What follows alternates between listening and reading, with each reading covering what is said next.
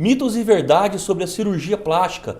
Comigo hoje o entrevistado, Dr. Marcos Abud, que irá tirar todas as nossas dúvidas sobre esse tema. Este é o seu Saúde na TV de hoje.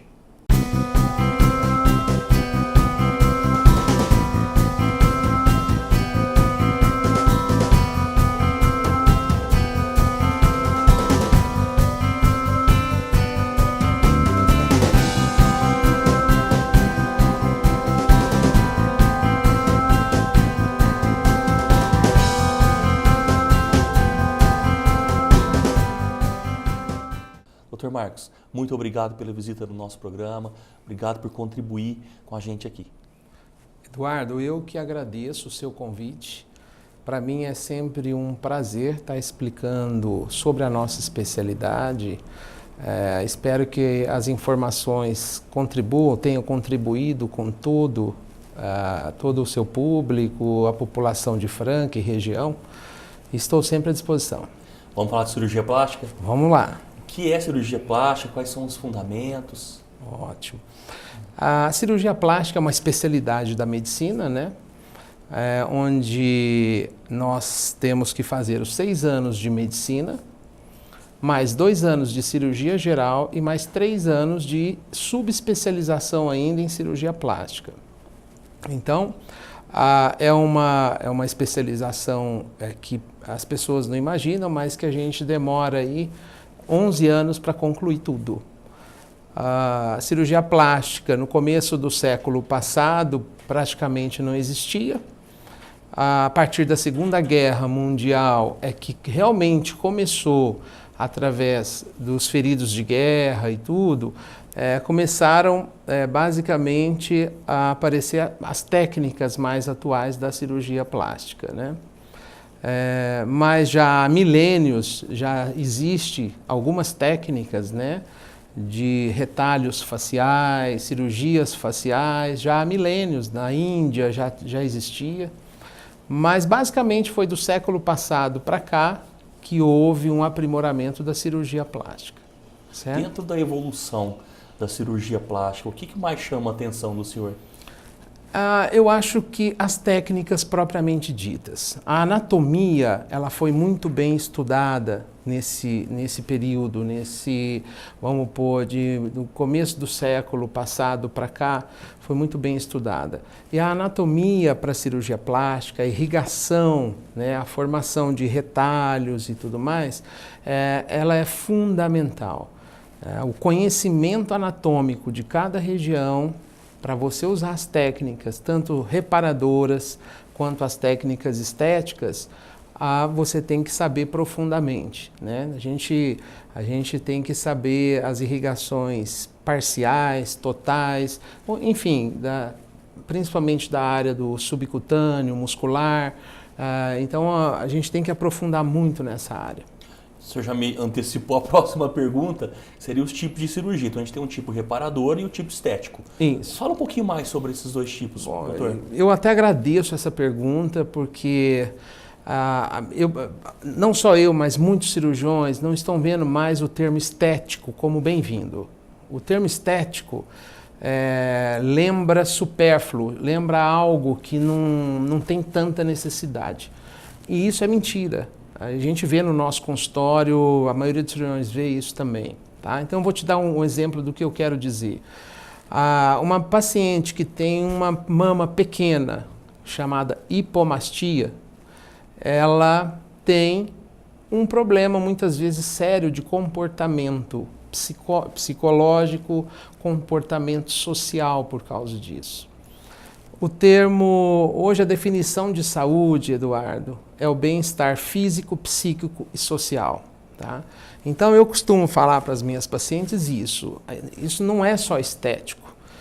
Você tem um problema que está te afligindo no ponto de vista social. Você vai para uma praia, você não se sente bem numa praia. Quer dizer, psicologicamente isso está te abalando. Então, o termo estético, eu não acho ele muito bem-vindo, mas ainda se usa, né? E o reparador? O que é o reparador? São cirurgias que realmente, entre aspas, reparam. Então, traumas faciais extensos, você sempre tem um cirurgião plástico presente nesses traumas. Cirurgias, por exemplo, como mastectomia parcial ou mastectomia total, que é a retirada da mama, né? Você tem a reconstrução, as técnicas de reconstrução da mama. Tá? Então eu acho que, na realidade, o estético com o reparador é uma fusão. Existe toda uma fusão aí desses termos, que hoje eu não concordo muito com ser puramente estético. Tá? Então, basicamente é isso. Maravilha. Existe algum outro termo sugerido? Eu acho que está se procurando, não se achou. Não, eu acho que a questão ser humano, né? A gente tem que ver o ser humano como um todo. Né? Se a pessoa procura um médico, seja ele de qual especialidade, é porque ela tem um problema de saúde. Né? Então, a plástica não deixa de ser diferente.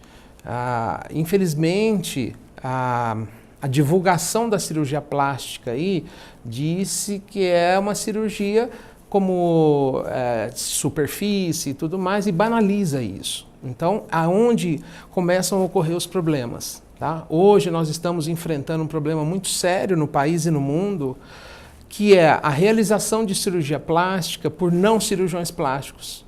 E pior ainda, aqui no Brasil, realização de cirurgias plásticas por não médicos. Isso é muito sério. Isso é mais sério ainda. Então a gente vê vídeos aí, nada contra essa classe, mas a gente vê vídeos de odontólogos fazendo lipoaspiração empapada no consultório odontológico. Quer dizer, há uma falta enorme de respeito ao paciente, né? Pelos riscos que ele está podendo colocar esse paciente. Então, a Sociedade Brasileira de Cirurgia Plástica está indo muito bem contra isso. Hoje você tem N ações na justiça contra classes, contra entidades, né, de especialidades, para que a população se conscientize. Quer dizer, se você vai num dentista ou num odontólogo, é para tratar aquilo que lhe compete. Né? Se ele fez a sua especialização, se ele fez a sua faculdade na área dele, que ele atue na área dele. Né? Então, eu acho que é uma boa assim, oportunidade para eu estar falando isso, que você está me dando também. Né? Mas, basicamente, é isso. Perfeito. Eu preciso chamar o nosso primeiro intervalo. Você que está nos acompanhando, nós voltamos já já.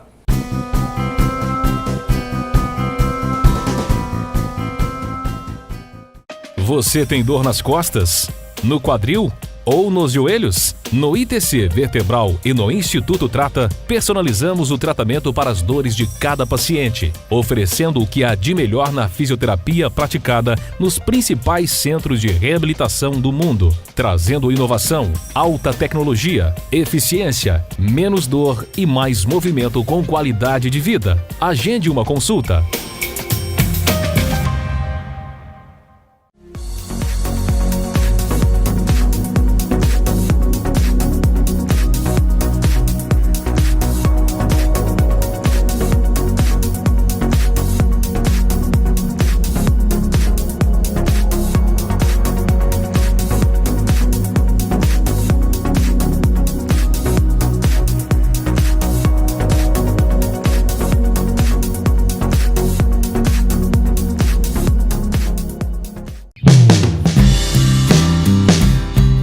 Bem Viver é um estúdio diferente das academias convencionais. Aqui você encontra a evolução do treinamento funcional, com 100% de bom atendimento e orientação. Treino diferente a cada dia, com método dinâmico, prazeroso e nada enjoativo. Além de todas essas comodidades, temos também pilates, nutrição esportiva e estética. E são muitos os benefícios de se treinar na Bem Viver. Por exemplo, você vai desenvolver uma vida mais saudável e ativa, além de emagrecimento, força, resistência, agilidade e muito mais.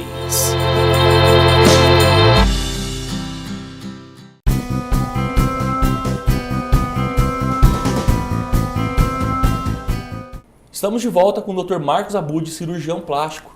Doutor, quais as principais cirurgias que o pessoal tem procurado no seu consultório?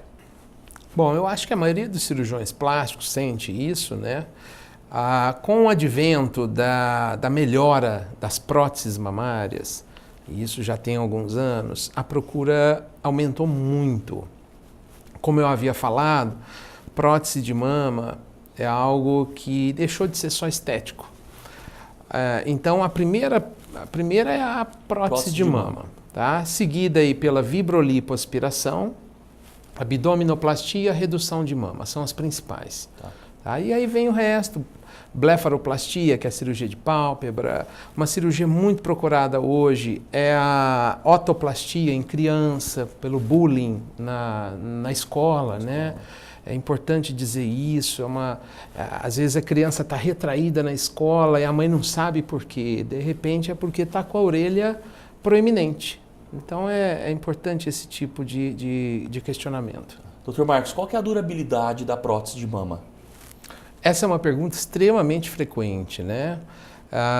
Existe um mito na sociedade, ou mesmo na mídia, de que uma prótese de mama tem que ser trocada a cada 10 anos. Isso não existe. Tá? Eu costumo falar para as pacientes, principalmente com as próteses mais modernas, que não existe data de troca de prótese. O que existe é o quê? Um acompanhamento natural, que tem que ter. Mas existe um detalhe em que o implante de prótese pode levar, que chama contratura capsular. O que é isso? Nada mais é do que uma cicatrização em volta da prótese, e essa cicatrização ocorre em 100% das vezes. Então você tem o quê? Uma cicatriz mole, ela tem que ficar molinha. Hoje, em média, 2% das pacientes podem endurecer. Isso chama contratura capsular. Se ocorrer isso com 5, 10, 15, 20, 30 anos, aí que pode ser que venhamos a trocar a prótese. Do contrário, não tem que mexer na mama. O pós-operatório, não só da cirurgia de prótese de mama, mas, por exemplo, de uma abdominoplastia, como é que é feito esse pós-operatório? Ele é difícil, doloroso? Eu costumo falar, Eduardo, que a cirurgia ela se divide em 3. O pré-operatório, o intraoperatório e o pós-operatório. Todas essas etapas têm as suas importâncias. Não adianta nada a gente fazer bem feito uma cirurgia, a gente ter equipe, a gente ter o local adequado para operar, se a paciente não colabora no pós-operatório. A questão dor é muito perguntada. E dor, a gente observa que ela varia muito de indivíduo. Então tem pacientes que põem uma prótese, não sentem nada, continuam não sentindo quase nada no pós-operatório, e de boa, nem precisa tomar medicamento. E já tem outras que a gente precisa estar prescrevendo medicamentos mais potentes.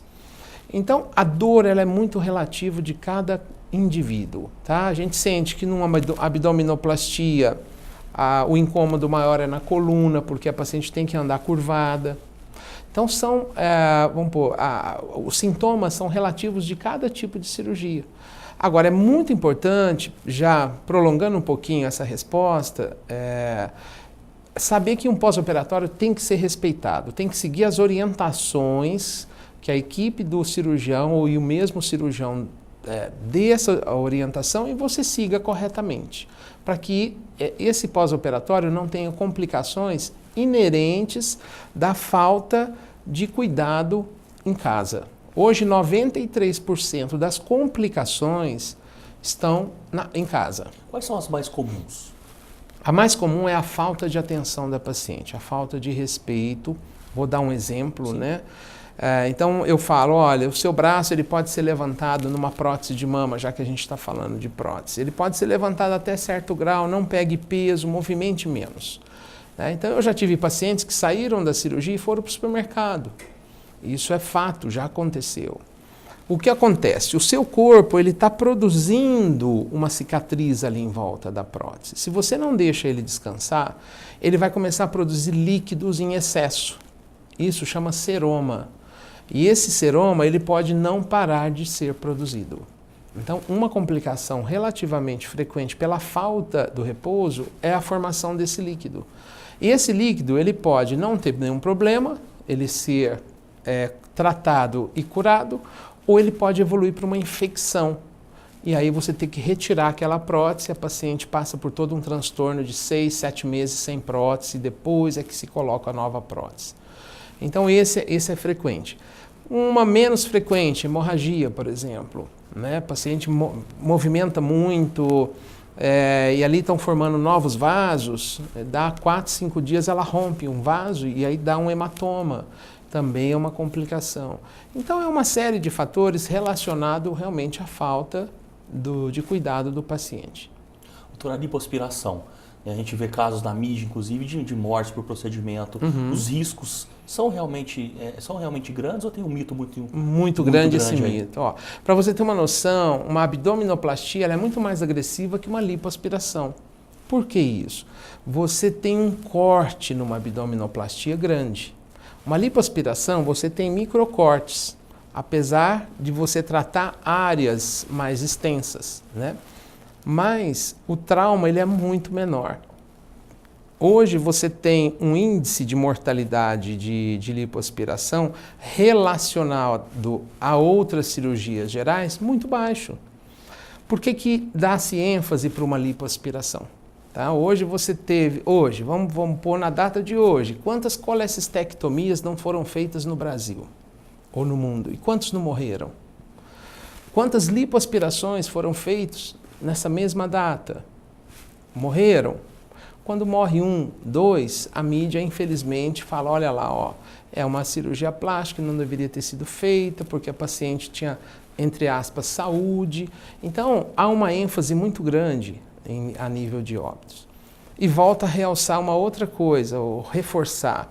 Muitas cirurgias estão sendo feitas por não cirurgiões plásticos em locais inadequados. E aí entra a história. Quem paga o pato é a cirurgia plástica. Mas quando você vai a fundo, a pessoa não era cirurgião plástico. Né? Então, a gente tem que realmente combater isso. Né? Se você vai a um cirurgião plástico, como qualquer outro especialista, avalie se ele tem a condição de te operar. Hoje você tem o site da Sociedade Brasileira de Cirurgia Plástica, em que você tem acesso se aquele cirurgião é ou não é especialista. Tá? Então a gente tem N informações aí para respeitar as normas de segurança. Maravilha, eu preciso chamar o nosso último intervalo. Você que está acompanhando o nosso bate-papo, que está muito agradável, nós voltamos já já.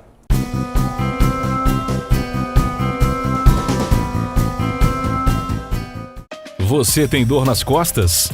No quadril?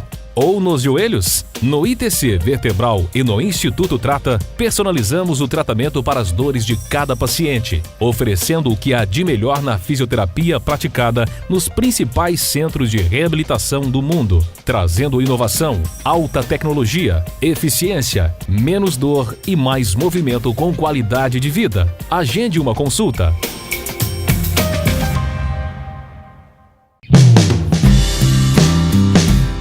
A Bem Viver é um estúdio diferente das academias convencionais. Aqui você encontra a evolução do treinamento funcional, com 100% de bom atendimento e orientação. Treino diferente a cada dia, com método dinâmico, prazeroso e nada enjoativo. Além de todas essas comodidades, temos também pilates, nutrição esportiva e estética. E são muitos os benefícios de se treinar na Bem Viver. Por exemplo, você vai desenvolver uma vida mais saudável e ativa, além de emagrecimento, força, resistência, agilidade e muito mais. Nos dias atuais, é de suma importância ter um parceiro econômico para a nossa vida diária. Ter uma instituição financeira próxima de nós, que nos apoie, nos respeite e que tenha como meta nossa prosperidade. Esta é a premissa da Sicoob Cred Mogiana. Os associados da Cred Mogiana contam com a qualidade e agilidade no atendimento especializado de inúmeros empreendimentos como conta corrente, conta bancária, aplicações, captação financeira, além de outros serviços. E mais, a Cred Mogiana, dentre seus vários diferenciais, oferece baixas taxas de juros em relação às outras instituições financeiras. Uma história de responsabilidade e credibilidade, edificada nos últimos 25 anos.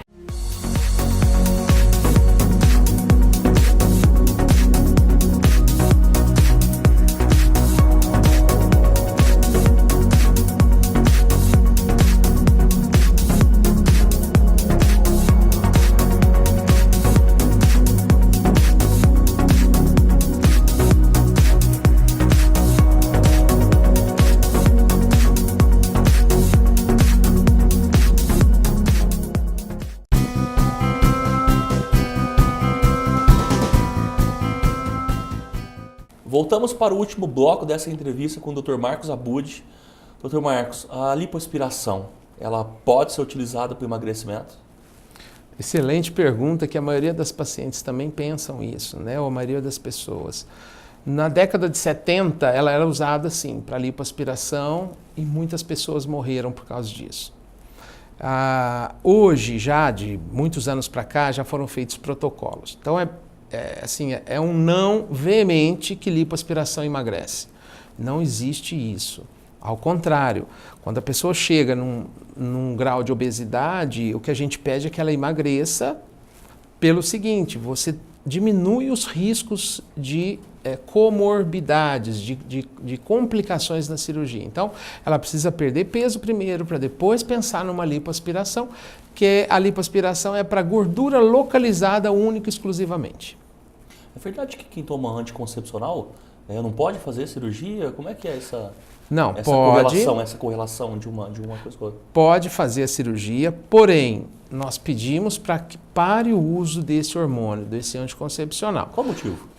Por quê? Porque o anticoncepcional sozinho, ele já predispõe à trombose de membros inferiores. Se você junta o anticoncepcional com mais a cirurgia, que também é um trauma para o paciente, você tem uma chance maior de uma trombose e uma embolia pulmonar num pós-operatório. Então a gente pede a interrupção do uso do anticoncepcional. Quais são os fatores que podem atrapalhar a cicatrização da cirurgia? O principal hoje que eu vejo é o cigarro. Quando a pessoa vai fazer uma cirurgia, nós vamos pedir uma bateria de exames para ela. Exame de sangue, avaliação cardiológica, exames detalhados, exame de urina. Quer dizer, se ela tiver com esses exames normais, teoricamente ela vai ter uma boa cicatrização. Claro que a cicatrização é muito de cada indivíduo, mas se ela não tem nada que predisponha, mas se fuma, o tabagismo ele pode dar problemas assim na cicatrização, problemas no intraoperatório e tudo mais. Voltando um pouquinho na cirurgia de mama, né, da prótese, ela atrapalha a amamentação? Então, sim e não. Então nós vamos responder rapidinho. O não é quando você só coloca a prótese e não tem que mexer na pele, não tem que mexer na areola. Então é aquela paciente que tem mama pequenininha, que a gente só coloca a prótese, nós afastamos a glândula e colocamos a prótese. O sim é quando a paciente, por exemplo, já teve filho ou emagreceu muito, está com a mama caída e pequena. Aí a gente utiliza uma prótese também, porém é uma cirurgia que nós temos que mexer na mama toda. Essa pode atrapalhar num percentual a amamentação. Então a gente conversa muito sobre isso no consultório, porque nós vamos ter que subir a areola, isso pode realmente atrapalhar a amamentação.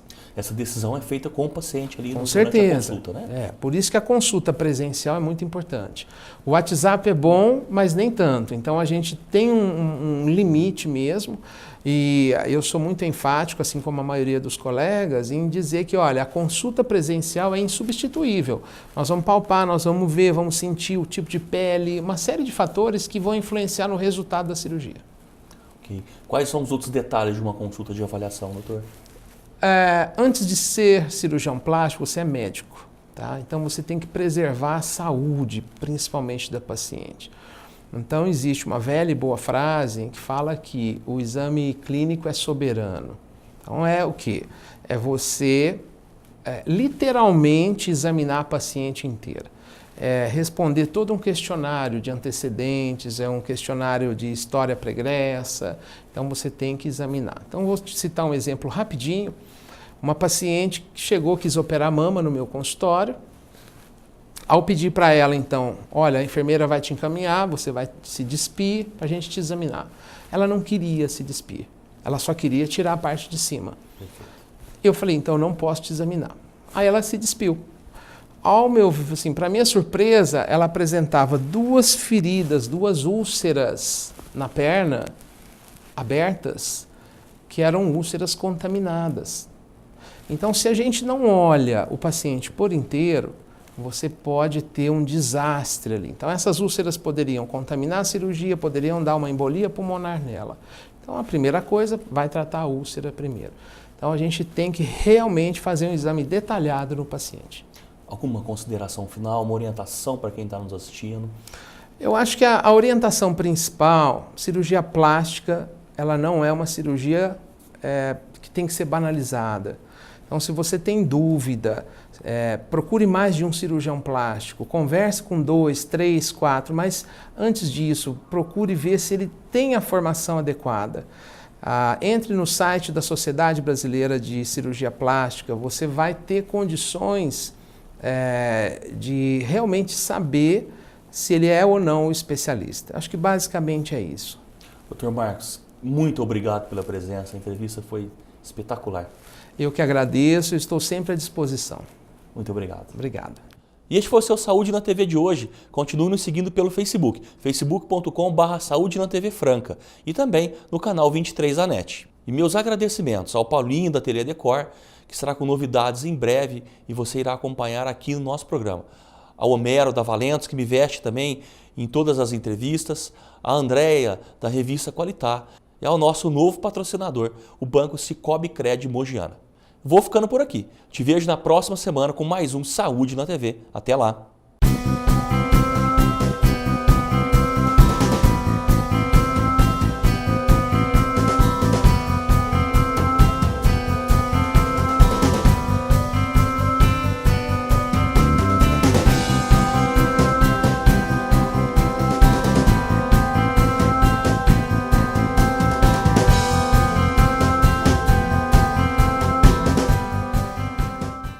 Você tem dor nas costas? No quadril? Ou nos joelhos? No ITC Vertebral e no Instituto Trata, personalizamos o tratamento para as dores de cada paciente, oferecendo o que há de melhor na fisioterapia praticada nos principais centros de reabilitação do mundo, trazendo inovação, alta tecnologia, eficiência, menos dor e mais movimento com qualidade de vida. Agende uma consulta.